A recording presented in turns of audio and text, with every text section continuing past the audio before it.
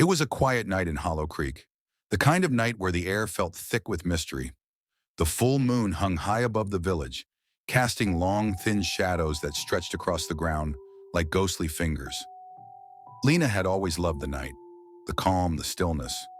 But tonight, something felt different. She couldn't shake the feeling that she was being watched. Her grandmother had warned her many times about the dangers of the full moon. "Stay inside," she would say. "The lupus shadow walks tonight."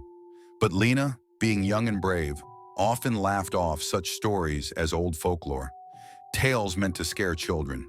Yet tonight, the stories her grandmother told seemed to echo louder in her mind. Lena stood near the edge of the forest, her eyes scanning the shadows beneath the trees. The wind whispered through the leaves, and for a moment, she considered turning back. But her curiosity won over. She stepped forward into the dark woods, where the air grew colder with every step. She walked deeper into the forest, the moonlight filtering through the thick branches above. The sounds of the village faded away, replaced by the eerie silence of the woods. That's when she heard it, a soft rustling sound, like someone walking just out of sight. Lena stopped. Her heart raced as she strained her ears to listen. The rustling stopped too, and for a moment there was nothing but the wind. Then she heard it again, closer this time. She turned, but there was no one there. "Hello," she called out, her voice wavering in the still air. "Who's there?" There was no answer, just the sound of a twig snapping behind her. Her pulse quickened. Something wasn't right. She turned back toward the village, but before she could take a step, a figure emerged from the shadows. At first, Lena thought it was a trick of the light, a tall man, his face half hidden beneath a hood. But as he stepped closer, she saw his features clearly, sharp, angular, with eyes that seemed to gleam like amber, glowing in the moonlight. Lena's breath caught in her throat. "Who are you?" she asked, her voice barely above a whisper. The man smiled, his lips curling into a slight, unsettling grin. "I could ask you the same question, miss. What brings you to these woods on a night like this?"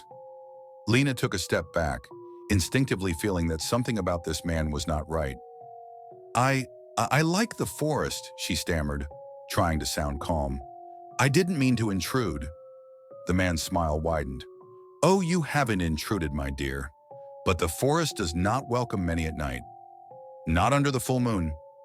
His voice was low and almost hypnotic. Lena's mind raced.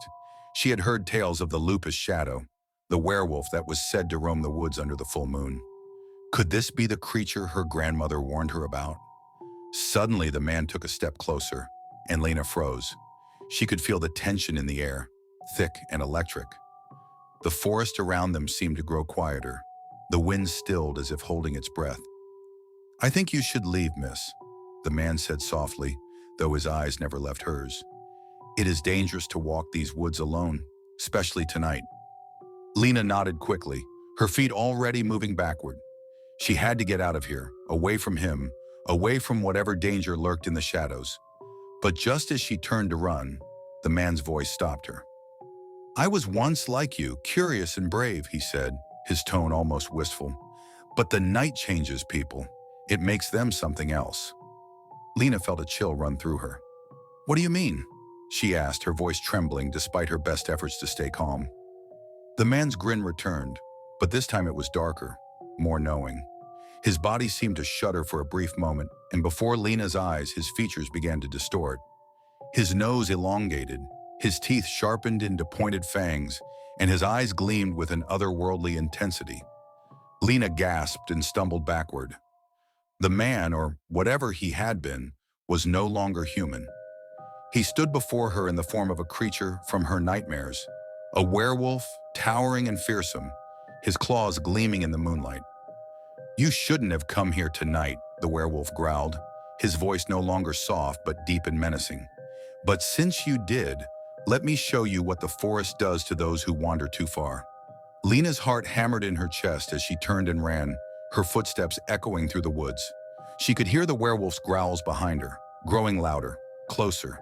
The sound of his heavy footsteps followed her every move, like a shadow that would not let her escape.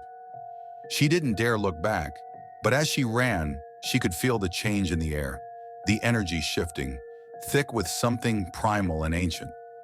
The werewolf's presence loomed behind her like a shadow, just out of reach but always there. Lena's legs burned. Her breath came in ragged gasps as she sprinted toward the village. Finally, she burst through the tree line and into the safety of the village streets. But as she looked back into the dark woods, the figure of the werewolf stood at the edge of the forest watching her. "You were warned," he called out, his voice barely more than a whisper on the wind. Lena's legs felt weak as she stumbled toward the safety of her home. Her grandmother's warnings echoed in her mind, but there was no time for comfort. She knew the truth now. The lupus shadow wasn't just a story, and it would come for her again.